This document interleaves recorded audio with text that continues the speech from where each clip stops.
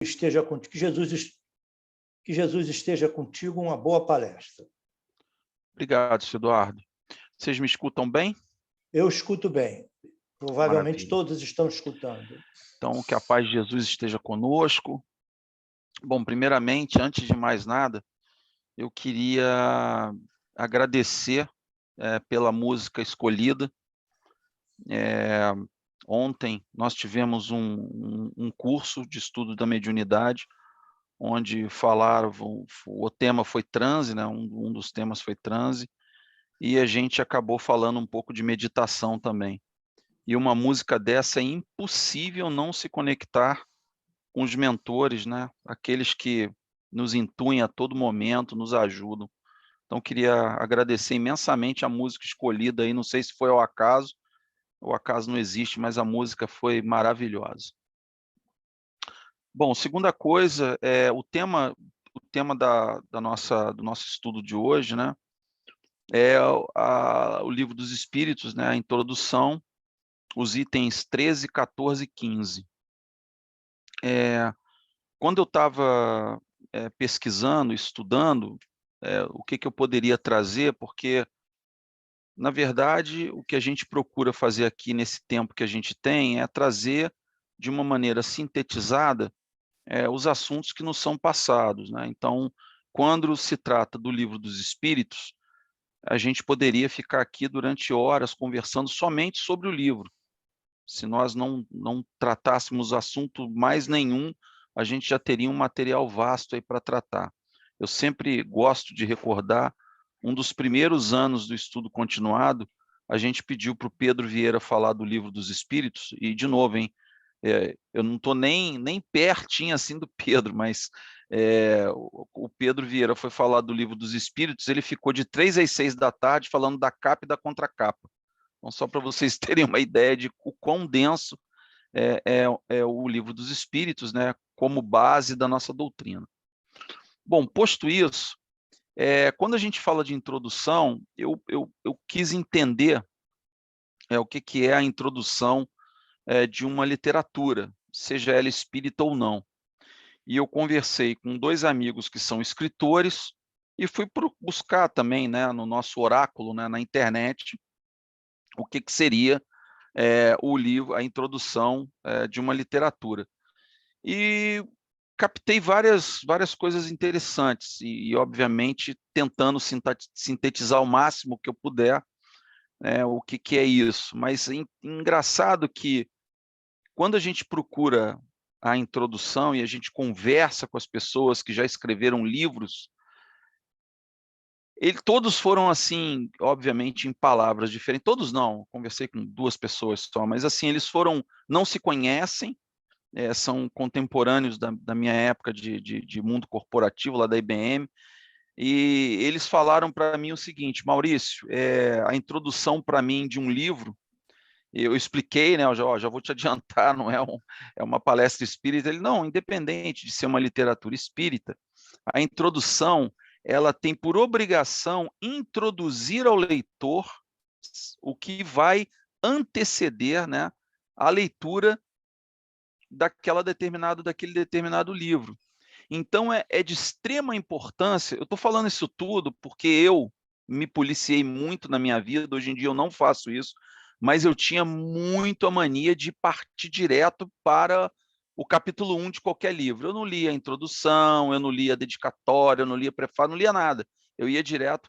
E às vezes chegava na metade do livro e você ficava um pouco perdido, e quando você voltava para ler a introdução, você, agora é que eu entendi a forma que o escritor estruturou esse livro.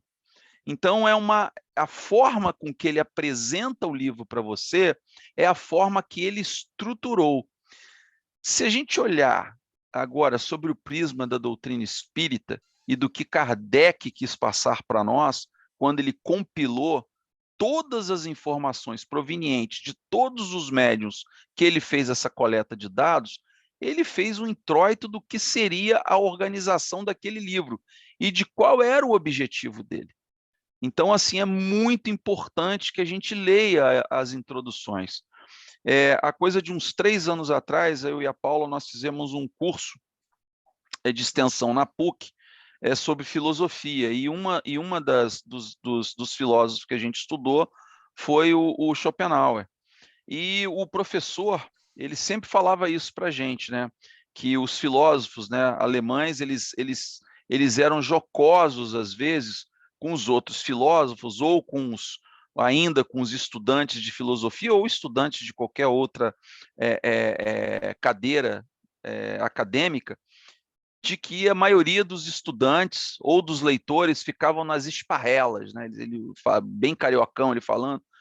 Então, o que são as esparrelas? É você ler um pedacinho ali do resumo do livro, ou aquela filipeta que se encontra no livro, fala do autor, fala do livro, e você acha que você sabe realmente sintetizar aquele livro, e não é nada disso. Então, você precisa, ao mesmo tempo que você precisa ter profundidade, e você até ter respeito no que o Kardec codificou, porque a compilação foi uma compilação densa, é interessante você entender o que é a introdução de um livro, entender a introdução do Livro dos Espíritos, porque tem muita coisa lá dentro. E quando a gente tem a oportunidade de falar aqui no SEASSE, ou em qualquer palestra espírita, você tem por obrigação estudar, e esse estudo é extremamente interessante, porque você acaba recordando, você acaba voltando para a leitura que você não faz com habitual frequência. Bom, a introdução do Livro dos Espíritos, a primeira coisa que eu percebi fazendo essa leitura, obviamente eu não li toda a introdução para fazer essa palestra aqui para a gente, trazer esse estudo aqui, essas reflexões, mas obviamente, eu tive que pincelar algumas coisas para entender como que ele chegou no capítulo 13, 14 e 15. E a primeira coisa que eu me deparo, logo na introdução, no item 1, no primeiro parágrafo, é Kardec dizendo realmente o que acontece nos capítulos 13, 14 e 15. Kardec, um cientista, um curioso, para entender aqueles determinados fenômenos e para entender a maneira com que aquilo acontecia, ele precisava também chegar e obter determinados conceitos e até determinadas palavras e termos que não era achada na literatura da época. Então, ele começa o texto da seguinte maneira: para se designarem coisas novas, são precisos termos novos. Assim exige a clareza da linguagem, para evitar confusão inerente à variedade de sentido das mesmas palavras. E é claro que ele usou muita coisa do arcabouço científico que ele possuía. A gente vai ver isso no decorrer da obra e de toda a codificação kardeciana. Então, assim, é muito interessante quando eu pego logo no início e eu pego assim que precisa ter uma clareza de linguagem. Isso é muito importante para que a gente possa compreender, refletir, estudar, sistematizar o que a gente precisa aprender da doutrina espírita. Bom, falando em clareza de linguagem, se nós pegarmos a contracapa do Livro dos Espíritos, ele já começa lá em cima com um balizador, filosofia espiritualista. E aí ele vem descendo, princípios da doutrina espírita, sobre a imortalidade da alma, natureza dos espíritos e suas relações com os homens, as leis morais, a vida presente, a vida futura, o porvir da humanidade, segundo os ensinos dados por espíritos superiores, com o concurso de diversos médiuns, recebidos e coordenados. Ou seja, ele já começa a fazer uma fundação logo na contracapa, dizendo por que a que está vindo essa leitura, a que está vindo essa literatura. E é muito interessante isso, inclusive, logo na primeira linha, que ele coloca como uma filosofia espiritualista, porque nós temos similaridades com outras filosofias, com outras religiões que acreditam num único Deus, que acreditam na imortalidade da alma, que acreditam em reencarnação e que acreditam na comunicabilidade do mundo dos vivos com o mundo dos mortos, ou seja, a comunicabilidade entre os diversos planos que existe dentro do nosso universo, dentro do nosso Criador. Então, isso é bastante interessante. Bom, eu fiz isso aqui, algumas pessoas já devem ter visto isso aqui, que eu fiz no nosso curso de mediunidade, justamente porque no item 13, Kardec procura fundamentar, ele procura explicar tudo o que ele estava falando com relação a esses termos novos e com relação à clareza da linguagem que ele precisava colocar numa obra para que as pessoas que não estivessem envolvidas diretamente com aqueles fenômenos, ou seja, com os fenômenos espíritas, né, com os espíritos, que eles pudessem entender. Então, de novo, eu acho que nunca é demais falar, eu gosto da academia, eu gosto das ciências, quem me conhece sabe disso, e eu acho bem legal o que está acontecendo no mundo acadêmico, já falei aqui várias vezes, é a USP, é a Unicamp, é a Universidade Federal de Juiz de Fora, todas com as suas cadeiras muito voltadas para o mundo espiritual. Inclusive, esse material, não vou aqui entrar no detalhe, é um material que está disponível na internet, um trabalho de conclusão de curso, onde ele coloca os fundamentos da comunicação científica, chamando o espírito da comunicação, que, inclusive, ele fala muito da doutrina espírita. Isso é muito interessante. Então, o aspecto linguístico ele passa a ser extremamente importante para que a gente possa entender o que Kardec nos traz quando ele começa a colocar a estruturação da obra da codificação espírita, principalmente a obra do Livro dos Espíritos. E quando a gente fala do aspecto linguístico, a gente está falando que as comunicações elas estão ligadas, né, devido aos fatos, de uma forma muito íntima. Isso já está no DNA do ser humano, desde a sua existência, do homem das cavernas, o homem de Neandertal, o Homo erectus, todos tinham uma forma de comunicação, que era composta por signos. Signos, vocês entendam que pode ser som, podem ser sinais, né, impregnado de objetos, né, o abstrato e o concreto. O abstrato pode ser, de novo, né, uma forma de sinalização, o concreto podia ser o princípio da linguagem, seja ela qual for, e ela passou a ser uma ciência da significação. Então, é o próprio objeto da comunicação. E isso é muito valioso, que a gente entenda esse conceito, para que a gente possa entender o que Kardec está nos trazendo, principalmente nesses itens que estão a seguir. Bom, não passou não, né? Deixa eu ver se passou. Passou. Bom, vamos entrar aqui nos itens aqui da introdução do Livro dos Espíritos. Item 13. Eu separei basicamente em 2 blocos o que Kardec quer dizer, o que Kardec trouxe, que aí é o Kardec falando, né? Como que ele estruturou essa introdução segundo o que ele entendia e compreendia da época. Então, ele separou em 2 grandes blocos. A divergência, e a gente vai ver um pouquinho sobre isso, e as definições. O que ele fala da divergência? É que, na verdade, existe uma dificuldade muito grande na linguagem dos espíritos. Por que ele disse isso? Porque, na verdade, quando você... E eu fico imaginando, né, em pleno século XIX, como que um espírito anos-luz evoluído podia se comunicar com alguém que ainda tinha uma precariedade na comunicação, na linguagem, né, como a gente acabou falando agora.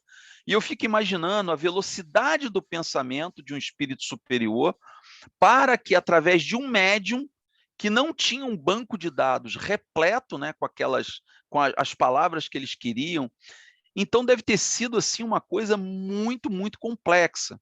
Então, às vezes, existe essa divergência, né? Simplesmente por quê? Porque as ciências humanas daquela época não estavam ainda nem tão avançadas, né, para ouvir palavras tipo éter, alma, magnetismo, que estava em efervescência, mas ainda estava em estudo. Então, acontece essas divergências quando a gente começa a tratar o espiritismo. E, obviamente, que houve uma certa divergência de opiniões. Por exemplo, trago aqui para vocês que Kardec foi bastante criticado e sofreu muito, muito, muito, hoje seria bullying, né? Ele sofreu bastante discriminação na Academia Francesa de Ciência. Por quê? Porque o que ele trazia, ele não conseguia, obviamente, repetir aquele fenômeno e era extremamente rechaçado, né? Tinham conflitos enormes, inclusive no filme sobre Kardec traz isso de forma bastante clara. Outra coisa que ele coloca são as definições. Então, como que ele ia fazer, por exemplo, para definir alma? Né? Como que ele ia fazer para ter as definições com uma acepção que tinha que ser invariável, porque tinham muitas formas com que você podia compreender os espíritos. Né? Então, ele coloca de uma maneira muito interessante que, por exemplo, que a centelha, né, da vida, a centelha humana, a centelha do espírito, ela é anímica. Né? E um terceiro que pode afirmar que isso não é anímico, isso é interno, que não tem nenhuma ligação com o mundo espiritual. Vocês imaginam a dificuldade que foi. Então, quando ele coloca isso, ele está querendo dizer o seguinte: olha, o que vocês vão ver aqui para frente, né, nas próximas páginas, pode ser que cause algumas divergências. É isso que ele está preparando. Ele está preparando a gente para que a gente consiga, né, entender que podem haver determinadas divergências. E isso acontece até hoje. Tanto na literatura kardeciana, né, na codificação kardeciana, como na literatura de apoio. A gente sabe que tem algumas literaturas que o pessoal bate muito com relação a isso. Essa data histórica está errada. O cara colocou um composto químico no livro que não tem nada a ver. Gente, isso vai acontecer, de novo. A velocidade com que a espiritualidade, os espíritos superiores se comunicam, eles não têm linguagem, lá não tem língua, lá não tem essa história de eu falo Esperanto, eu falo isso, eu falo aquilo, a linguagem é o pensamento. E é uma velocidade incrível. Imagina para você compreender isso. Não tem como. Eu não sei se os psicofônicos, né, que devem ter psicofônicos aqui presentes com certeza, né, pelo menos eu já vi alguns aqui, quando você vai dar a mensagem de um mentor espiritual, se você não estiver muito, muito concentrado, aquela de você, sabe, parece que você está quase saindo do seu corpo, você não consegue acompanhar. Isso porque é a mensagem de um mentor. Imagina a mensagem do espírito superior.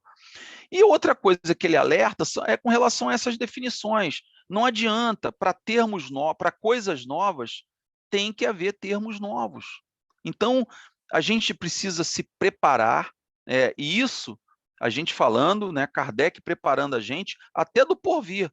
Coisas novas exigem uma linguagem nova, exigem termos novos, que pode ser que no início seja muito, muito, muito diferente para aquilo que a gente está experimentando, para aquilo que a gente está vivenciando.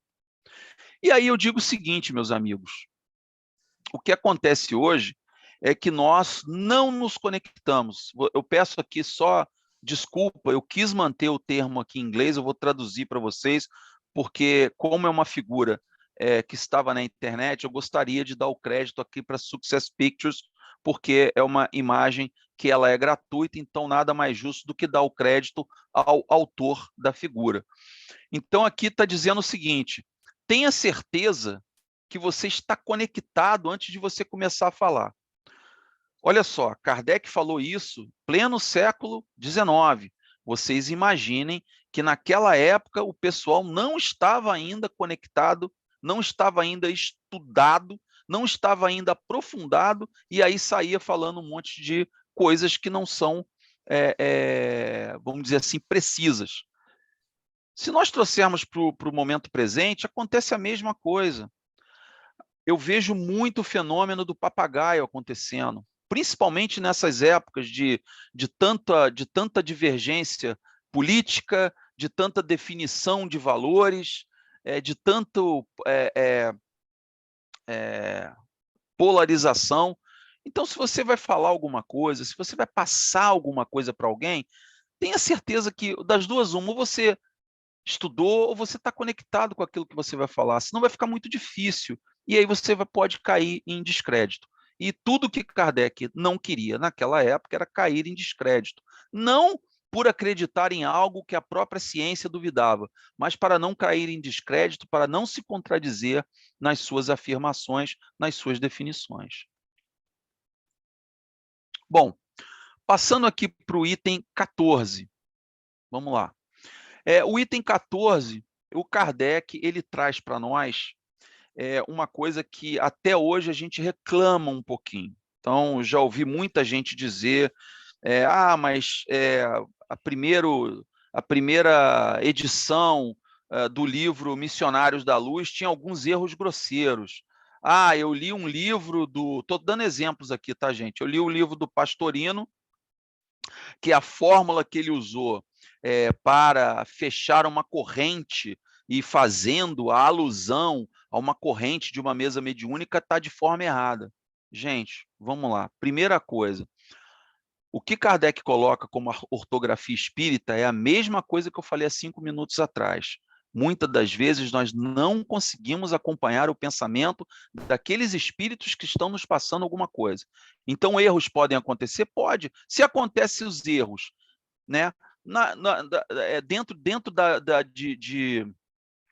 da academia, dentro dos doutores, por que não pode acontecer um erro com uma pessoa que está psicografando, uma pessoa que está passando uma mensagem? Então, o Kardec coloca exatamente isso, que se atente para isso, para que você possa compreender que a literatura espírita, você pode ter muitas coisas que sejam até mesmo embaraçosas para a linguagem humana, e insuficiente para compreender diante da nossa imperfeição. Então, é isso que Kardec coloca de uma maneira muito sintetizada. Prestar atenção, porque pode ser que na frente, e olha que interessante, de novo, né, quando você pega o livro dos Espíritos e começa do zero, obviamente é um livro de consulta quase, né, mas é um livro que, se você pega do zero, você vê como foi muito bem elaborado. Ele coloca exatamente isso. Olha só, pode ser que tenha, né, algumas ortografias, algumas mensagens espíritas que elas sejam não compreensíveis para nós, diante da nossa imperfeição. Pode ser que tenha coisas que nós vamos falar aqui que não seja compreendida. Se a gente pegar uma pessoa que está entrando na doutrina espírita agora, pode ser que tenha vários temas e várias coisas que ela vai olhar e não vai entender. Então, assim, eu posso trazer um exemplo aqui para vocês, que é o assunto perispírito. De novo, quem fez, já tem visto palestras, estudos, ou até mesmo os cursos que a gente tem aqui na nossa casa. Quando você pega uma pessoa e vai explorar uma pessoa que tem um conhecimento sobre perispírito, seja ela da área de humana ou não, você vê o quão denso é entender o perispírito. Agora, você imagina uma pessoa que está entrando no espiritismo agora, vai dar um nó na cabeça dela. Então, não se prender a isso, prestar atenção muito no conteúdo e na mensagem, e não só na ortografia. Eu até coloquei esse cartoon aqui, essa figurinha, que as pessoas, às vezes, compram apenas a casca, elas não compram o conteúdo. Então, às vezes, ela prefere aquela pera que está linda, lustrada, numa banca linda, num supermercado lindo, ao invés de comprar aquela frutinha ali mais esmirradinha, mais feinha, mas que não tem veneno nenhum, né? Então, a gente, às vezes, prefere dar muito valor à casca do que ao conteúdo. E é exatamente o que Kardec fala aqui para a gente. Não prestem atenção na ortografia espírita, compreendam a mensagem que está sendo passada e o conteúdo que está contido nela. E uma das coisas que eu gosto de falar também é que a maioria e assim, gente, de novo, eu cometo isso, já cometi muito, hoje eu cometo um pouco menos, mas ainda cometo. Muitas das vezes também a gente prefere ficar naquela ilusão reconfortante do que saber de uma verdade que é um pouco inconveniente. Aí por isso que eu coloquei esse cartoon aí. Então, muitas das vezes, a gente precisa despertar, a gente precisa entender que muitas das vezes a gente precisa sair da nossa zona de conforto. Então, eu já até falei isso aqui, não adianta você ler, saber de cabo a rabo a codificação espírita, todos os 5 livros da codificação, toda a obra de André Luiz, de cor e salteado, pegar letra por letra, parágrafo por parágrafo, se aquilo não penetrou de fato na sua mente e no seu coração, não adianta. Então, às vezes, você tem que sair um pouco da zona de conforto. Você entendeu realmente aquilo? Eu tenho vários testemunhos de pessoas aqui da nossa casa e fora da nossa casa, que quando pegam uma leitura espírita e lê com uma maior maturidade, ela enxerga de uma outra maneira. Eu já falei isso aqui para vocês, na nossa mesa mediúnica, a gente está fazendo o estudo do Diálogo das Sombras. Eu li esse livro há, acho que 15 ou 18 anos atrás, antes de entrar na mesa mediúnica. Eu não entendi nada do livro. Assim, não é que eu não tenha entendido, aquilo lá eu não consegui absorver. Hoje, depois de estar trabalhando há 15 anos numa mesa mediúnica, tudo aquilo que está ali faz um sentido assim, enorme para mim, enorme. E muitas das vezes as palavras que estavam contidas ali, para mim eram coisas assim muito abstratas, elas não eram concretas, eu não conseguia compreender. Então eu até achava, por exemplo, né, já falei algumas vezes, e hoje em dia eu vejo como eu falei besteira, que eu não estava conectado, eu falava assim, a literatura espírita é para poliglota, isso é muito difícil. Não, é que eu estava olhando a casca, eu não estava olhando o conteúdo. Isso é muito importante para que a gente consiga ter essa maturidade espírita, né? Eu gosto de usar esse termo, maturidade espírita.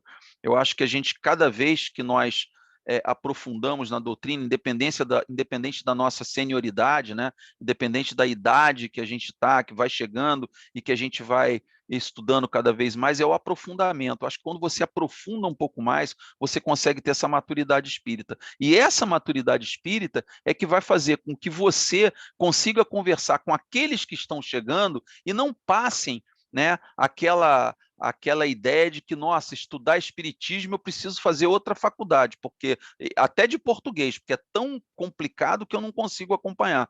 É pelo contrário, você tem que tornar as coisas mais simples. Bom, passando aqui para o último item que me foi passado, que é o item 15, Kardec trata nesse item, né, fazendo uma síntese, eu separei em 3 blocos, né, sendo que um bloco é uma interseção, né, que eu coloquei perigo e medo e coloquei a loucura causando essa confusão. Eu não preciso dizer para vocês, e a gente está vivendo isso, de novo, né, a beleza desse estudo para mim foi olhar esses itens da introdução do Livro dos Espíritos e olhar o que está acontecendo hoje. Para mim é uma coisa fabulosa, é uma coisa fantástica, porque é justamente o que a gente está passando hoje, nesse momento, né, saindo de uma pandemia, onde nós tivemos perigo sim, inclusive, né, uma amiga nossa passando por isso agora, onde nós sentimos medo, né, onde algumas pessoas ficaram realmente abaladas com esse isolamento, com essas incertezas rondando e que causa grande confusão. No fundo é isso. Então, assim, primeiro, né, que Kardec coloca, há pessoas que veem perigo por todos os lados. Então, assim, o que você está mexendo pode ser danoso, porque você está mexendo num vespeiro. Imagina, num país, aí no mundo católico, você está trazendo esses preceitos, esses novos conceitos. Cara, isso pode ser muito, muito perigoso. Essas preocupações, né, elas vinham, obviamente, de dentro da academia, de dentro da ciência, dizendo que isso poderia causar, inclusive, uma loucura, poderia incitar, poderia iniciar um processo de perda da sua capacidade de sanidade. E por quê? Porque simplesmente você estava tratando coisas que não eram tangíveis. se eu posso colocar dessa maneira. Então, você imagina que você chega para uma pessoa extremamente materialista e você acaba de dizer que você acabou de receber uma intuição, que você deu uma passividade, que tem um médium que está escrevendo mecanicamente, psicofônico, aquele psicofônico bem mecânico, bem ostensivo. A pessoa olha do outro lado e fala, bom, você é louco. Como eu já tive pessoas bem próximas a mim que falaram isso. Ah, então vocês se reúnem toda terça-feira. Ah, entendi, vocês são um bando de esquizofrênicos, né? Vocês ficam lá numa salinha e vocês ficam vendo coisas, escutando coisas. Eu falei, sem dúvida nenhuma, somos todos esquizofrênicos, não tenho dúvida disso. Porque eu vou falar o quê? Se não tem profundidade, né? Foi aquilo que eu falei. Se você não está conectado, não adianta discutir. Então, a gente leva por esse caminho. E Kardec chega uma hora que ele fala o seguinte, olha só, esse perigo, ele pode vir também do mundo científico, ele pode vir do mundo industrial, ele pode vir do mundo social, né? Quem nunca viu um acadêmico, um professor de ciências matemáticas, das ciências da filosofia, das ciências da química, não ficar louco, não ter o seu momento de insanidade, o seu momento de confusão? O que vocês estão colocando é uma coisa completamente díspare, porque isso pode acontecer em qualquer momento. E uma das coisas que ele coloca, que eu achei muito, muito legal, ele fala, inclusive, que o espiritismo ele não tem nenhum privilégio, não tem respeito, né? Ele na verdade, para ser compreendido. E ele coloca que, no fundo, o espiritismo pode ser um preservador contra a loucura. Porque se ele fosse frágil, né, como a religião, ele não ia infundir o terror. Né? Ele tem a capacidade de colocar, né, de ficar comprometido se ele impusesse esse terror. Então, o que Kardec fala aqui? Obviamente, nas entrelinhas, tem várias mensagens que a gente pode captar, e ele estava falando, obviamente, muito, muito profundamente, por exemplo, da religião católica, que coloca medo nas pessoas, que se você se suicidar, você vai ficar vagando, que você não vai ser enterrado, que você não vai receber extrema-unção, né? Que se você cometer pecado, você não vai entrar no reino dos céus, que se você for excomungado, você vai ficar para sempre vagando no limbo. Então, você começa a colocar determinado medo nas pessoas. E isso é uma coisa que acontece até hoje. Obviamente, saiu de todo aquele orbe da Igreja Católica e hoje habita vários outros satélites aí, né? A gente sabe que muitas das vezes você governa pelo medo. Se vocês olharem o que está acontecendo no mundo, principalmente nesse conflito, é governar pelo medo. Se você não fizer isso, eu jogo uma bomba em você. Se você não fizer aquilo, eu vou apertar o botão e vou destruir tudo. Então, isso, resumindo, esse perigo gera medo, o medo gera ansiedade, a ansiedade leva à insegurança, a insegurança pode levar a um processo interno bastante grande que pode causar loucura e aí gera toda essa confusão. Então a gente tem que ter bastante parcimônia, inclusive, e absorver o que Kardec estava falando, já preparando para a leitura que ia ser a leitura da codificação espírita, do Livro dos Espíritos, com perguntas extremamente complexas e profundas, para que a gente pudesse não sentir medo, não ser acuado, porque o espiritismo, como ele bem colocou, ele pode muito bem preservar, ele pode muito bem não deixar que você tenha essa loucura. Aí eu trouxe aqui um trechinho desse livro da Joana de Ângeles, né, com psicografia de Divaldo, que é um livro chamado Após a Tempestade, que tem uma parte aqui que ela trata sobre alucinógenos, toxicomania e loucura. E aí eu separei esse trecho aqui porque eu acho que tem tudo a ver com o momento atual que nós estamos vivendo, novamente, né, pós-pandemia e entrando num conflito mundial, ainda não é globalizado na sua totalidade, mas é um conflito mundial. E ela coloca o seguinte, eu vou pedir permissão para ler para vocês.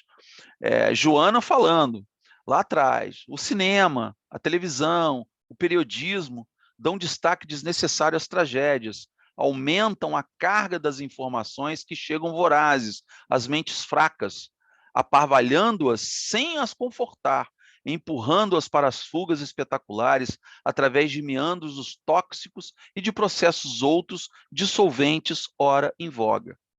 Então, a gente precisa, né, não ter o efeito papagaio, não sair repetindo tudo que você vê.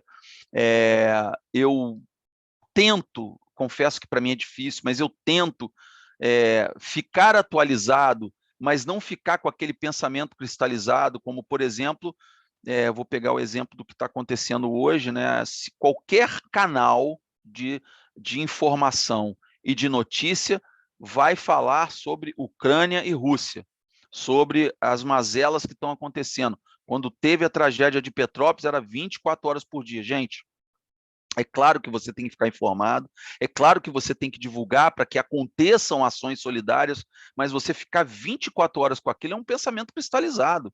É como se você estivesse vendo, né? Eu fico imaginando um irmão que que ceifou a própria vida, ele ficar vendo aquilo 24 horas por dia. É um pensamento que já não cabe mais para a gente.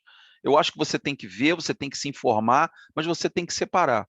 E você não pode ter esse medo, e é isso que Kardec nos traz, e eu trouxe esse trecho porque eu achei extremamente pertinente para o momento que a gente está vivendo. Bom, trazendo aqui para a gente concluir, começar as nossas finalizações, as nossas conclusões. Primeira delas, usem e abusem das primeiras 4 folhas do Livro dos Espíritos. Eu acho que se alguém tem a vontade de estudar o Espiritismo, que seja com o Livro dos Espíritos. Ah, Maurício, mas a primeira vez me deram um livro muito bacaninha para eu ler. Ótimo, faz parte. Mas o Livro dos Espíritos, para nós espíritas, tem que ser aquele livro de consulta, aquele livro que você vai rabiscar, que você vai ler, que você vai destacar, que você inclusive vai questionar. Não precisa só aceitar, você tem que questionar, porque quem questiona acaba obtendo a resposta, né? Então, um método socrático, né? Obviamente feito por Sócrates na Grécia Antiga, era justamente com os seus discípulos, ao invés de ele colocar um tema ou fazer uma exposição, ele fazia questionamentos. Ele forçava esse pensamento sistêmico, ele forçava com que as pessoas tivessem mais a capacidade de serem curiosos. Então, tem até uma passagem interessante que ele fala assim, qual o fundamento do pensamento sistêmico? E todo mundo fica assim, pensamento sistêmico Vou dar um exemplo. Vocês estão sentindo o cheiro de terra molhada? Sim. Está ventando? Tá. Caiu bastante folha? Caiu. Cara, vem chuva por aí, o que vocês acham? E eles começavam a debater em cima disso. Então, de novo, usem e abusem das 4 primeiras folhas do Livro dos Espíritos. Gente, eu estou colocando aqui as 4 primeiras folhas na maneira de dizer, né? Leiam a introdução, olhem aquela contracapa, memorizem aquela contracapa, olhem aquelas 2 palavras que Kardec coloca logo de cara para a gente, para deixar bastante claro que é uma filosofia espiritualista. Então, usem e abusem do Livro dos Espíritos, principalmente Introdução e Prolegômenos, são fantásticos, tem muito conhecimento ali que para nós é fundamental não ir direto para as perguntas. Já falei, é para ler, é para rabiscar, é para destacar, é para questionar. Não necessariamente a gente precisa aceitar tudo, a gente tem que questionar. O que me dá muito conforto de estar nessa doutrina espírita é saber que o próprio codificador falou para a gente o seguinte, olha, se em algum momento vocês olharem alguma coisa que está nessa codificação e a ciência provar ao contrário, gente, fica com a ciência. Isso me dá muito conforto, porque a gente está do lado de quem tem uma filosofia que é de progressão, que é de progredir. Sejam curiosos, né? A curiosidade é fator, faltou um Lzinho ali, o fator crucial para adquirir conhecimento. Quem não é curioso não adquire conhecimento. O que é ser curioso? Por como que isso funciona? Por que ele escreveu isso? O que eram esses fenômenos que despertou a curiosidade de um cientista? Kardec só chegou onde chegou porque ele era curioso. Tudo bem, gente, eu sei, teve a espiritualidade, já estava programado, mas ele tinha que ser curioso. Se ele não fosse curioso, ele era incapaz de chegar numa conclusão, por exemplo, de que aquelas mesas que estavam lá fazendo barulho, que eram girantes, não tinha nenhuma inteligência e foi o ponto de partida que culminou nessa nossa amada doutrina. O que a gente não sabe, a gente não entende, às vezes é muito normal a gente deixar de lado. Então vamos abusar do nosso conhecimento. Vamos abusar do que a gente não entende para a gente ir um pouco mais a fundo. De novo, dentro da doutrina espírita, tem muita coisa que a gente acaba deixando de lado porque simplesmente a gente não entende. Ou então começa a usar a muleta. Isso não é para mim, é numa próxima vida. Não, você está aqui, você tem que evoluir. Né? A gente pelo menos tem que ser preparado para isso. E se você está na casa espírita, você tem débito. Se você está na casa espírita, é porque você está aqui para aprender.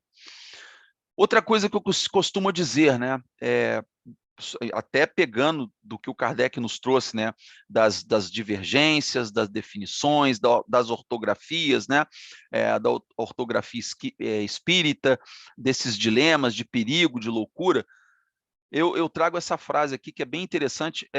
Depois, se alguém souber, eu não sei se foi Einstein que disse, ou se foi alguém. Como eu não achei o autor, eu resolvi deixar só a frase. Se alguém quiser colaborar depois, fique à vontade. O peixe não sobe em árvore, nem por isso ele é incompetente. A gente tem mania de dizer isso, de rotular o palestrante espírita, rotular o espírita, rotular o que não é espírita, rotular o que é ateu, rotular o que é o evangelho. Gente, cada um na sua competência, cada um no seu caminho, cada um no seu degrau de evolução. O peixe nada bem pra caramba, mas ele não sobe em árvore. Você vai dizer que ele é incompetente? Não, cada um tem a sua própria maneira e a sua própria sapiência. Não basta ter uma religião, mas sim uma moral cristã a ser seguida. Então, não adianta você ser extremamente religioso e, na hora que você sai da casa espírita, você não segue nenhum preceito do Cristo. Isso, para mim, é muito errado. De novo, já falei inúmeras vezes aqui, conheço ateus que são muito mais cristãos do que muitos espíritas e religiosos que eu conheço, e católicos. Somos frutos dos nossos pensamentos e ações. Eu acho que isso aqui é até redundante, né? A gente está careca de saber isso. Se não sabe, por favor, vamos incorporar. Finalizando, o certo é certo, mesmo que ninguém o faça. O errado é errado, mesmo que todos se enganem sobre ele. Gente, vamos fazer o certo. Mesmo que seja uma poeirinha no oceano, subatômico, faça o que é certo. Mesmo que todo mundo faça errado, você faça o certo. E é por isso que nós espíritas temos essa obrigação da gente cada vez mais seguir a doutrina do Cristo, seguir a codificação, se aquilo que a gente acredita é o certo. Mesmo que ninguém faça, mesmo que você está nadando contra a maré, se aquilo é o correto, se aquilo é o certo fazer, não tem problema. Em algum momento você vai fazer a diferença. Então, meus amigos, eu queria agradecer imensamente a direção do estudo, das palestras públicas, por me conceder esse tempinho, permitir que eu estude, porque isso é muito importante para mim, e que a gente tenha paz, muita paz para a gente e para o nosso planeta que está precisando tanto. Espero que a gente possa ter relaxado um pouquinho, refletido um pouquinho sobre os temas da noite de hoje. Então, paz a todos, fiquem com Deus e muito, muito obrigado.